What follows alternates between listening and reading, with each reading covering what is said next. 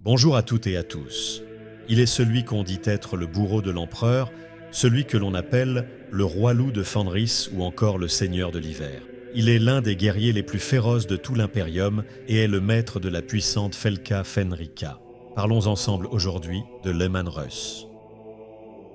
L'univers compte un nombre élevé de planètes inhospitalières à la vie.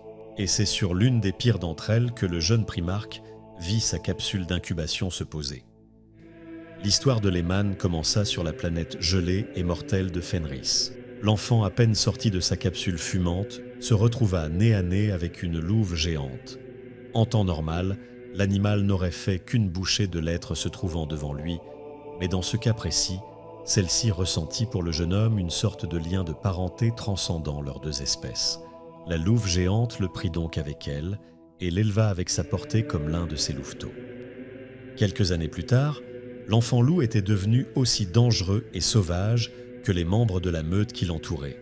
Ensemble, ils attaquèrent plusieurs villages alentours pour se nourrir de la viande stockée dans les différents entrepôts. Agacés de tous ces raids, la population fit appel à leur souverain pour mettre un terme à toutes ces incursions. Une battue fut donc organisée et les chasseurs trouvèrent et tuèrent la louve ainsi que la quasi-totalité de la meute.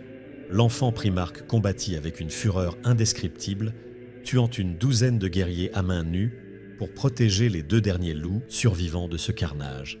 Ils seront connus plus tard sous le nom de Freki et Geri. L'un des chasseurs remarqua la nature humaine de l'enfant et demanda donc à ses compagnons de baisser les armes.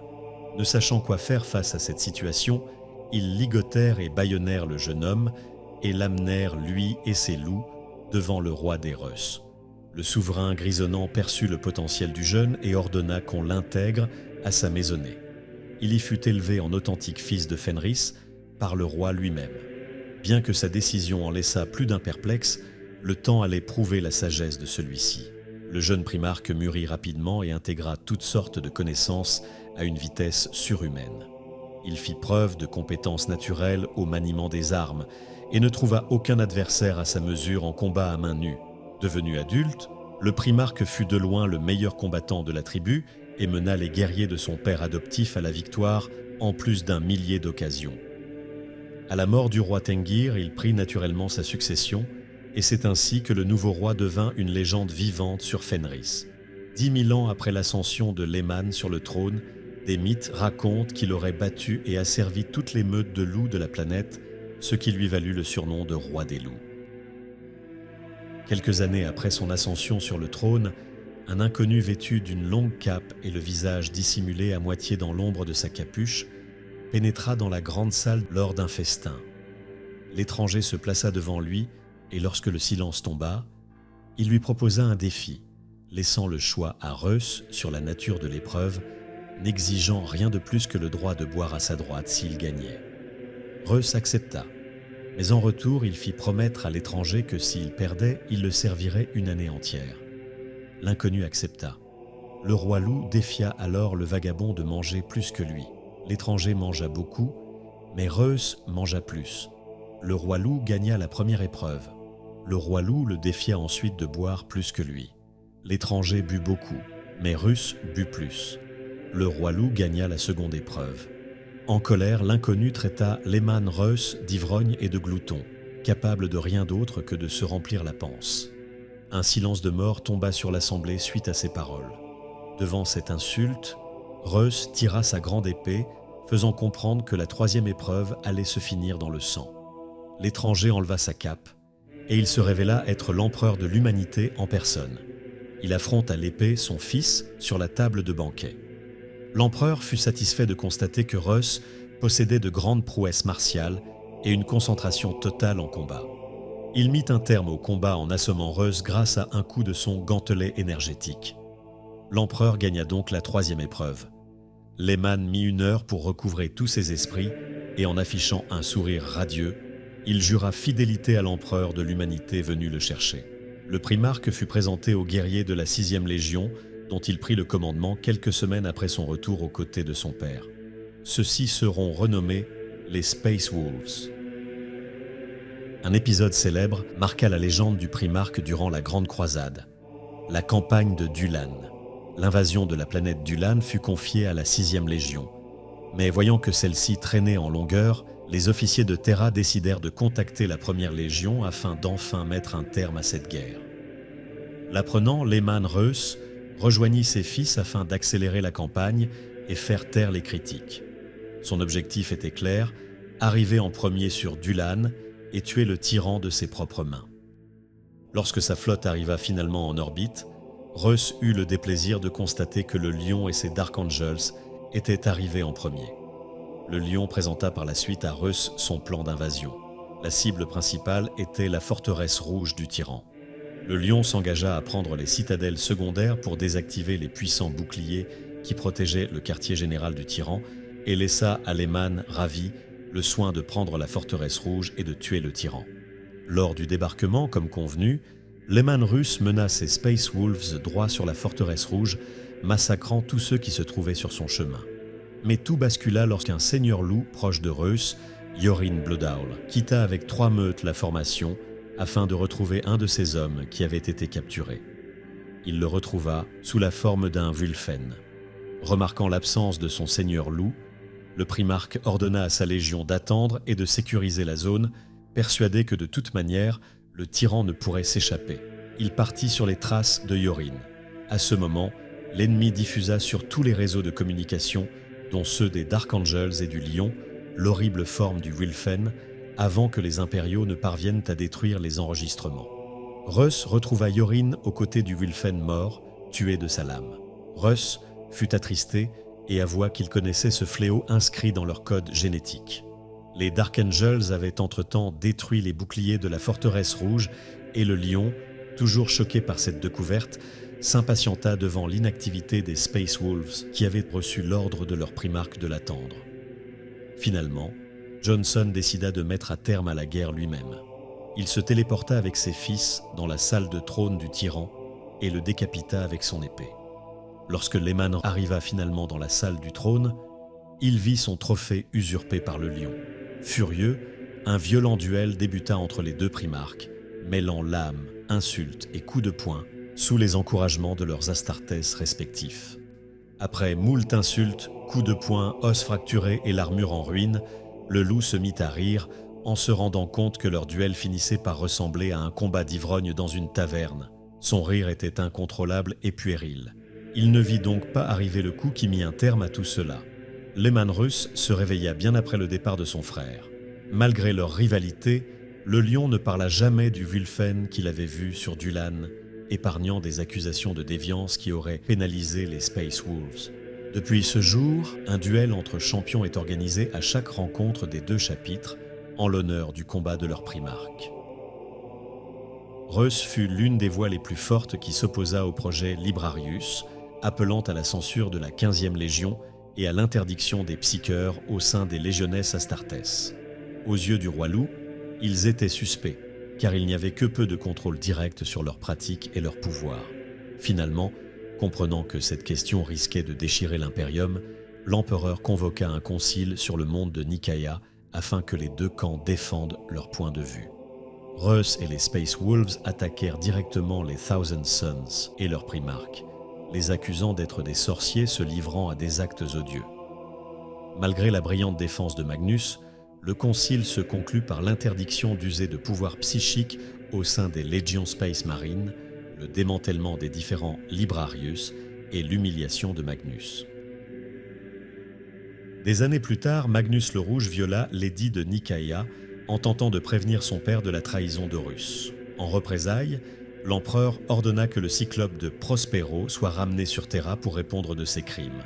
Russ fut nommé pour mener à bien cette mission, mais durant son trajet, il reçut un message personnel du maître de guerre. Après avoir visionné le message d'Horus, Lehman déclara que sa mission n'était plus de capturer Magnus, mais de le tuer, lui et tous ses fils. Sans le savoir, il fut victime d'une manipulation d'Horus qui, à ce moment-là, préparait sa rébellion. Le maître de guerre profitait de la disgrâce de Magnus pour à la fois détruire les Thousand Sons, en qui il voyait une grave menace pour sa rébellion, et affaiblir durablement les Space Wolves. À bord de son vaisseau amiral, Lehman lança un assaut planétaire bombardant l'ensemble de la planète. Tisca, la capitale de la 15e Légion, résista grâce à de puissants champs de force qui protégeaient la cité. Russ lança l'invasion et fut le premier à poser le pied sur la planète, rugissant vers le ciel, satisfait de la dévastation que sa flotte avait semée autour de la ville. Accompagné d'une garde de sœurs du silence et de custodiens, le roi loup mena sa légion détruire, brûler et massacrer Tiska, sa population, et les Thousand Sons qui défendaient leur foyer.